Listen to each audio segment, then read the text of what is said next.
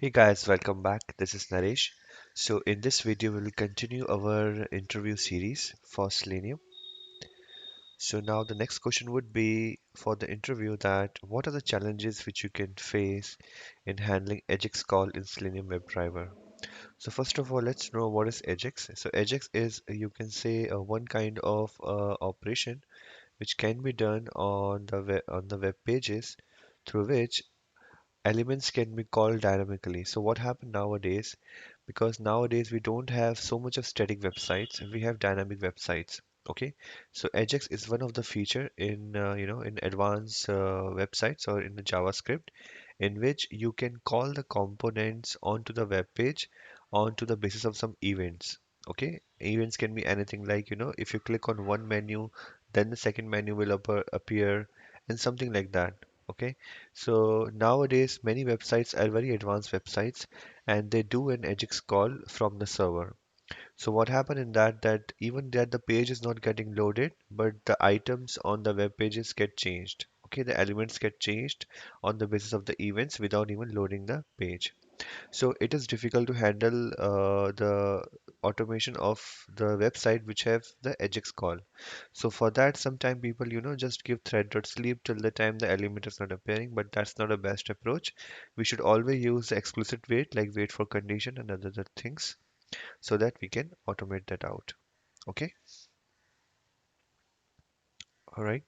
So now, maybe you are working in Eclipse right now. Like I have given all the examples on Eclipse, but it may ask you that what is an IntelliJ because sometimes some companies don't use Eclipse editor. They use the IntelliJ. So IntelliJ is similar like in Eclipse. It you just have to say that IntelliJ is an IDE that helps to write the code in a better and faster way. Okay. And IntelliJ is just one option. You can also use Java Beans and you can use Eclipse. So this is the answer which you have to give. All right. Now, what is listeners in Selenium WebDriver? All right. So you can answer this way that listeners are one which listen to any event defined in Selenium. Okay, and behave accordingly. And there are different advantages of using the listeners. You can customize the test engine reports and logs, right? There are many listeners. Two common of them are the WebDriver listeners and the test engine listeners. Okay, so you just have to remember that when we say listeners, it means that something, you have to listen to an event. Okay, for example, if let's say your test case is getting pass, all right, then there is a listeners which can listen the past events. If your test casing is getting failed, then there are listeners to listen the fail events. If you want to print something when the test case is failed, you have to override the one in the listeners. Okay, you have to override something into the failed listeners, and if you want something to print when the test case is passed, you have to override the past listeners. All right.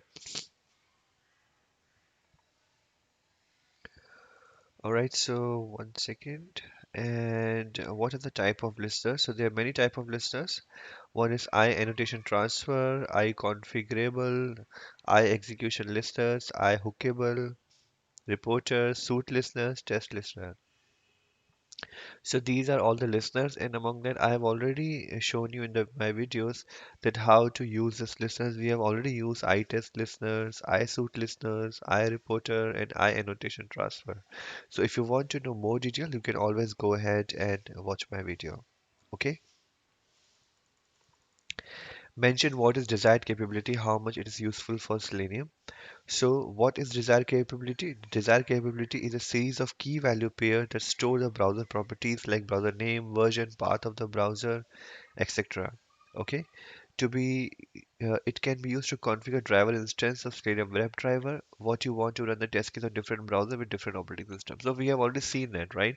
We have seen in many of the videos how to use the desired capability, especially when we're using Selenium Grid and we want to launch some particular browser, we want to launch some particular on some particular OS, we give this desired capabilities. Even we have seen that if we want to accept the SSL certification issue, then we are using this desired capabilities. So just refer those videos, and if in case they ask you in the interview, so just let them know that it is a series of key value pair that store the browser properties which we can change. All right.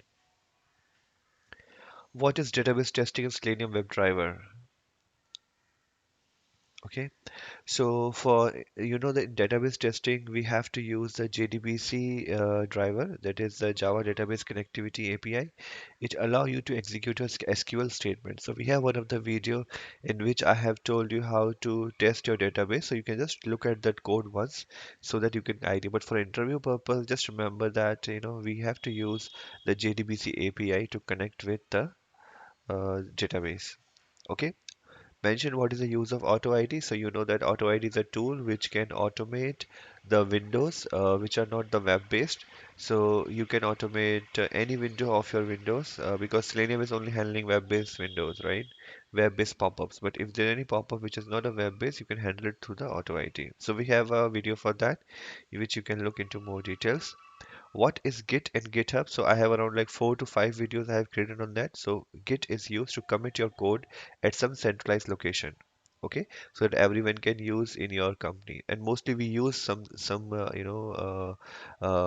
a tool like this to commit our code because we cannot keep our code in our own system. We have to share it with different peoples, right? How to perform CI/CD for the automation code? So for CI/CD, you can use any tools like Jenkins, Bamboo, and other tools are there which can help you to do a CI/CD. Last question for this video, explain to initialize the browser using WebDriver. Okay, so if you know that the code of how to initialize the browser, so you have to just learn this syntax. You cannot copy that from anywhere. So it is system.set_property, then WebDriver.chrome.driver in small letters and path of a Chrome driver, then WebDriver driver equal to new Chrome driver. In case if it is some other browser like Firefox, then you have to give WebDriver.gecko.driver, path of the driver, then WebDriver driver equal to new Firefox driver. Similar thing with the IE also. So just remember these lines because they may ask you to write these lines and maybe you don't remember it because you're also copying that. Okay, so just make it sure you remember these lines. All right, so thank you so much for this video. For the next video, I will continue my Selenium series for the interview question, and there's some interesting question which I will let you know in my next video. All right. Thank you for watching this video.